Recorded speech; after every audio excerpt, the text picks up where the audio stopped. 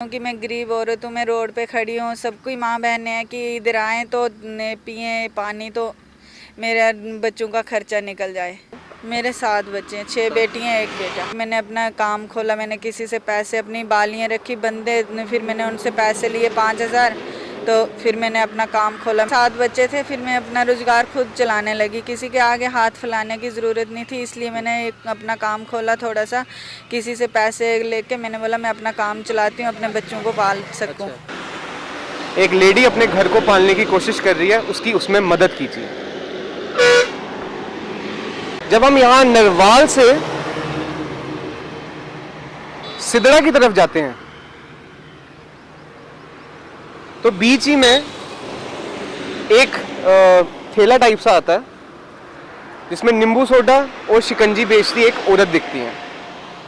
बड़ा अपने आप में अलग सा है। जम्मू में मैंने ऐसे आज तक कोई आंटी देखी नहीं जो कि नींबू सोडा या शिकंजी बेच रही हो।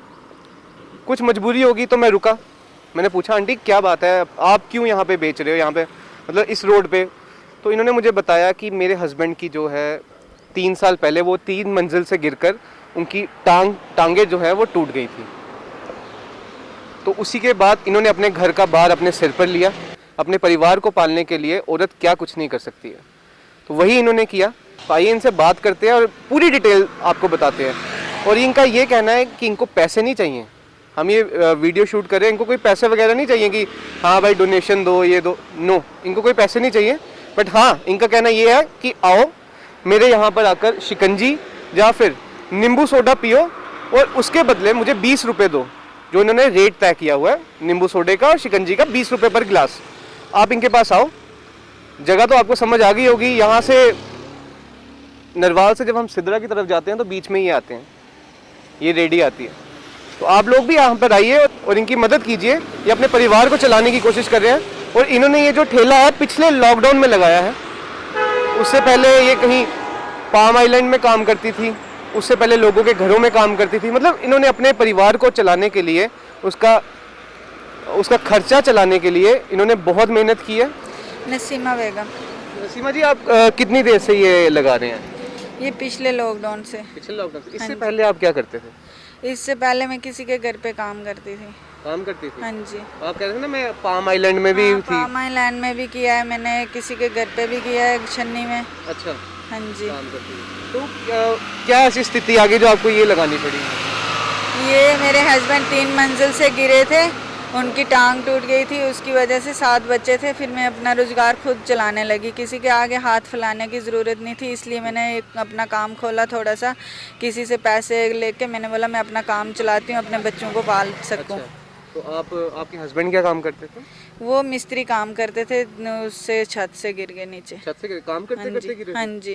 तो उसके बाद कैसे आपने परिवार को संभाला? सर मैंने ऐसे ही संभाला, बस किसी के घर पे फिर काम का पता किया, उन्होंने बोला कि हम तुझे 3,000 देंगे, फिर उन्होंने 5 किया, फिर उसके बाद पाम आइलैंड में किया मैंने काम 7,000 पे, फिर उधर से मैंने वो भी बंद हो गया। फिर मैंने अपना काम खोला, मैंने किसी से पैसे, अपनी बालियाँ रखी बंदे, फिर मैंने उनसे पैसे लिए 5,000, तो फिर मैंने अपना काम खोला। मैंने बोला मैं थोड़ा सा, ये भी पैसे किसी से पैसे लेके खोला हुआ था? तो फिर मैंने ये काम खोला तो अपने बच्चों को शाम को खाना खिला सकती हूँ। अभी कितने बच्चे हैं आंटी?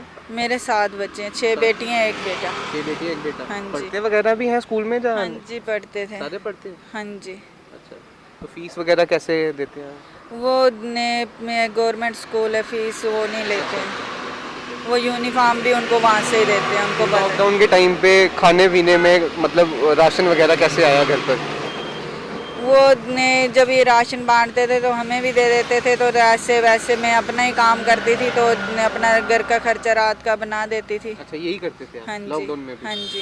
अच्छा आंटी, मैं चाहता हूँ आपने साफ बोला मैं अपनी मेहनत से कमाती थी, मैं किसी के आगे हाथ नहीं फैलाती थी।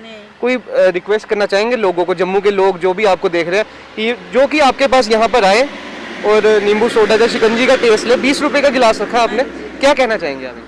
मैं यही कहना चाहती हूँ कि मैं गरीब औरत हूँ, मैं रोड पे खड़ी हूँ। सब कोई माँ बहनें हैं कि इधर आएँ तो पिएँ पानी, तो मेरे बच्चों का खर्चा निकल जाए। तो ये सुन रहे थे आप नसीमा बेगम की कहानी।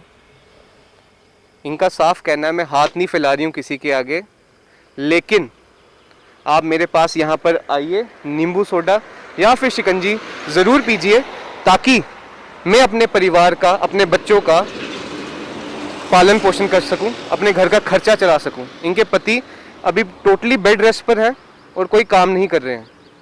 अगर आप भी चाहते हैं इनकी मदद करना तो प्लीज़ यहाँ पर आइए और इनके नींबू सोडा या शिकंजी पीजिए। एक लेडी अपने घर को पालने की कोशिश कर रही है, उसकी उसमें मदद कीजिए।